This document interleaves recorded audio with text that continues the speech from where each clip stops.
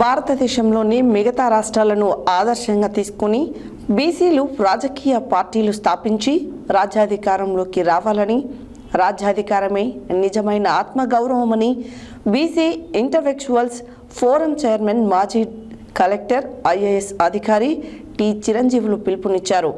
శనివారం నాడు BC intellectuals forum Nalgonda శాఖ ఆధ్వర్యంలో నల్గొండ పట్టణంలోని ప్రకాశం బజార్లో గల టీఎన్జిఓస్ భవన్లో శ్రీకాంతాచారి ప్రాంగణంలో విద్యా ఉద్యోగాలు, స్థానిక సంస్థల్లో బీసీలకు 42% రిజర్వేషన్లు అనే అంశంపై కార్యక్రమాన్ని నిర్వహించారు.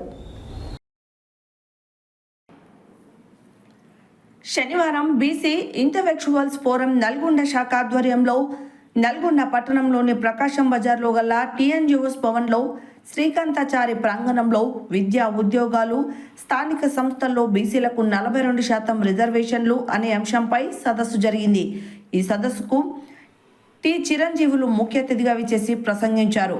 ఈ సందర్భంగా ఆయన మాట్లాడుతూ, ఒక్క తెలుగు రాష్ట్రాలైన తెలంగాణ, ఆంధ్రప్రదేశ్లలో తప్ప బీసీలు అన్ని చోట్ల అధికారంలో కొనసాగారని ఆయన విపులంగా వివరించారు. స్థానిక సంస్థల్లో బీసీలకు 42% రిజర్వేషన్లు అమలు చేసి ఎన్నికలకు పోవాలని, లేని పక్షంలో ఎన్నికల్లో యావత్ తెలంగాణ బీసీలు కాంగ్రెస్ పార్టీకి గుణపాఠం చెబుతారని చెప్పారు. ఈ కార్యక్రమంలో మాజీ ఐపీఎస్ అధికారి పూర్ణచంద్రరావు మాట్లాడుతూ, బీసీలు రాజకీయ పరిజ్ఞానం పెంచుకొని రాజకీయ పార్టీల ద్వారా రాజ్యాధికారం సాధించాలని పిలుపునిచ్చారు. మరో మాజీ ఐఏఎస్ అధికారి సొల్లెట్టి ప్రభాకర్ మాట్లాడుతూ, బీసీలు ఉద్యమ చైతన్యంతో దూసుకు వెళ్లాలని, పోరాటాలు మరింత విస్తరింపచేయాలని సూచించారు. ప్రముఖ ఉద్యమకారుడు డాక్టర్ చెరుకు సుధాకర్ మాట్లాడుతూ, బీసీలు చైతన్యవంతం కావాలని, బీసీలు చైతన్యవంతం అవుతూ రాజకీయ పోరాటాలు విస్తరింపచేయాలని పిలుపునిచ్చారు. ఈ కార్యక్రమానికి సభ అధ్యక్షత BC intellectual forum core committee సభ్యులు పాలకూరి అశోక్ గౌడ్ వహించగా, ఈ కార్యక్రమంలో కోర్ కమిటీ సభ్యులు చామకూరు రాజు, కేవి గౌడ్, చెన్నా శ్రీకాంత్, కొండల్ గౌడ్, అవ్వరు వేణులతో పాటు నల్గొండ జిల్లాకు సంబంధించిన ఉద్యోగ సంఘాల నేతలు పరశురాం యాదవ్, సమీర్ కుమార్, నకరకంటి కాశయ్య, పందుల సైదులు, రామరాజు, రాఘవేంద్ర కాలేజ్, శంకర్ గౌడ్, మల్లయ్య ముదిరాజ్, తాండా కృష్ణ, కౌడిన్య తదితరులు పాల్గొన్నారు.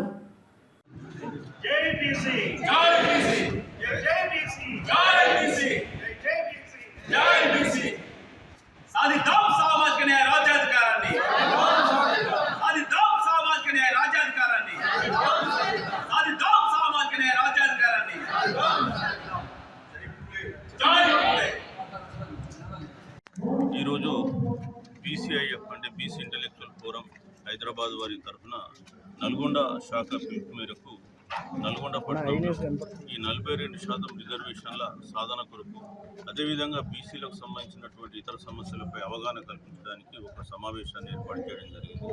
ఈ సమావేశానికి హైదరాబాద్ నుంచి ముఖ్య అతిథులుగా రిటైర్డ్ డీజీపీ అయినటువంటి పూర్ణచంద్రరావు గారు వచ్చారు. అదేవిధంగా ప్రముఖ తెలంగాణ పోరాట యోధుడు చెరుకు సుధాకర్ గారు కూడా ఇక్కడ రావడం జరిగింది.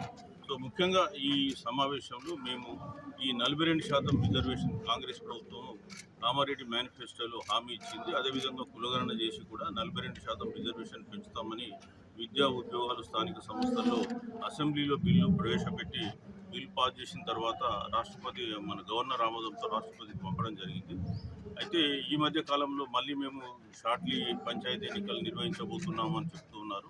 సో మరి ఈ సందర్భంగా మరి ఈ 42% అమలు చేస్తారా, చేస్తే ఎట్లా అమలు చేస్తారు, మరి 42% అమలు చేయకుండానే మీరు పంచాయతీ ఎన్నికలకు వెళ్తారా, మరొకసారి బీసీలకు మీరు ఇచ్చిన హామీని విస్మరించేసి మీరు ముందుకు పోతే మరి ప్రజలు చూస్తూ ఊరుకోవాలన్నా అనే విషయం పైన కొంత ప్రజలతో చర్చించడం, అదేవిధంగా బీసీలకు సంబంధించినటువంటి బడ్జెట్ చూసినట్టయితే మీరు గత 11 సంవత్సరాలుగా సుమారు 18,60,000 కోట్లు ఖర్చు పెట్టినారు. దాంట్లో బీసీలకు ఇచ్చినటువంటి షేర్ 7% మాత్రమే. అంటే 56% ఉన్న బీసీలకు మీరు ఖర్చు పెట్టేది 7%. సో మేము కోరుతున్నది ఏంటంటే ఖచ్చితంగా బీసీలకు కూడా ఎస్సీ ఎస్టీల లాగానే ఒక సప్లాన్ ఇచ్చి వాళ్ళ జనాభాకు అనుకూలంగా మాకు ఖర్చు పెట్టాలని చెప్పేసి కోరుతున్నాం. దానికి సంబంధించిన అవగాహన కూడా కల్పించాలనే ఉద్దేశంతో ఇక్కడ వచ్చినాం. గత 10 సంవత్సరాలుగా మీరు రావడం సందర్భంగా మన మనం కనుక నల్గొండ జిల్లానే తీసుకుంటే 12 నియోజకవర్గాల్లో ఒకే ఒక బీసీ ఎమ్మెల్యే ఉన్నారు. ఈ కొన్ని జిల్లాలు ఆంధ్రప్రదేశ్లో కూడా ఇట్లానే ఉంటాయి. ఒక బీసీ ఉంటాడు, మిగిలిన వాళ్ళందరూ అక్కడ ఉన్నటువంటి కమ్మ కానీ రెడ్డి కానీ వీళ్ళే ఉంటారు ఎమ్మెల్యే. సో మనకి 3 రకాల కులాలు ఉన్నాయి ఈ దేశంలో, ఈ రాష్ట్రంలో. జనాభా ఎమ్మెల్యేల లెక్కల్లో తీసుకుంటే కనుక జనాభా తక్కువ, ఎమ్మెల్యేలు ఎక్కువ కొన్ని కులాలకి. ఎస్సీ ఎస్టీలకు మాత్రం జనాభా ఎంత ఉన్నారో ఎమ్మెల్యేలు కూడా అంతే ఉంటారు. అది అంబేద్కర్ దయ. అయితే బీసీల వరకు, ముస్లింల వరకు వచ్చేటప్పటికి జరిగే అన్యాయం ఏంటంటే వీళ్ళ జనాభా చాలా ఎక్కువ, ఎమ్మెల్యేలు చాలా చాలా తక్కువ. ఈ రోజున ఈ ఉద్యమం అంతా అసెంబ్లీలో ఎవరైతే జనాభా దామాషా పద్ధతిలో బీసీ ఎమ్మెల్యేలు లేరనే దృష్టితోనే సాగుతుంది. మన బీసీలు అందరూ గమనించాలా. అయితే దీన్ని చాలా వరకు తెలిసినప్పటికి కూడా, ఈ భావజాలం ప్రజల్లో ఉన్నప్పటికీ కూడా ఎట్లా చేయాలా, ఏం చేయాలా అనేటువంటి వ్యూహాల విషయంలోనే బీసీలు ఒక రకంగా ఆలోచించాల్సిన అవసరం. చాలా కుల సంఘాలు ఉన్నాయి. మరి ఈ కుల సంఘాలు కూడా కావలసిన కోరికల్ని దాదాపు 40 సంవత్సరాల పైన ఈ యొక్క బీసీ ఉద్యమంలో ఉండి అనేకమైనటువంటి యొక్క సందర్భాల్లో అనేక కార్యక్రమాల్లో పాల్గొని మరి బీసీల యొక్క స్థితిగతులు ఏమిటి అని క్షుణ్ణంగా తెలిసినటువంటి వ్యక్తిగా నేను చెప్పేది ఏమిటంటే, మనం మేధావులని చెప్పుకునేటువంటి మనం సమయం వచ్చినప్పుడు మనం ఏం చేస్తున్నాం అనేటువంటి యొక్క ఆత్మ విమర్శ చేసుకోవాల్సిన అవసరం ఉందని నేను ఇక్కడ ముందుగా మీకు తెలియజేస్తున్నాను. ప్రత్యక్షంగా మనం ఎమ్మెల్సీ ఎలక్షన్ చూసినట్టయితే అది మేధావులతో జరిగినటువంటి ఎన్నిక. ఒక మేధావులు ఓటేసి గెలిచేటువంటి ఎన్నిక.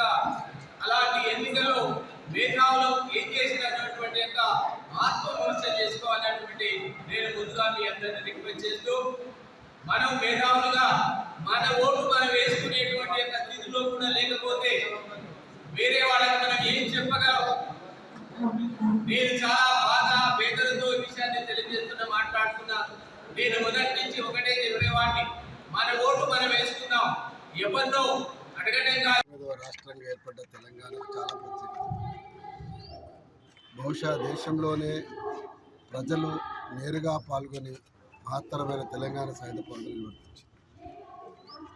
ప్రజలు ఎన్నికల లాబీలో కూడా ఉండి తెలంగాణ రాష్ట్రాన్ని సాధించారు. ఈ 2 అంశాల్లో ముందు వరుసలో ఉన్నటువంటి బీసీలు తెలంగాణ రాష్ట్రం వచ్చిన తర్వాత కానీ, ఆనాడు సాయుధ పోరాటం తర్వాత కానీ, చట్టసభల్లోకి వెళ్ళడంలో కానీ, రాజ్యాంగ పరిధిలో సాధికారత సాధించడంలో కూడా కానీ అనేక కుట్రలు జరగడం వల్ల అప్పుడు ఇప్పుడు వెనుకబడున్నారు.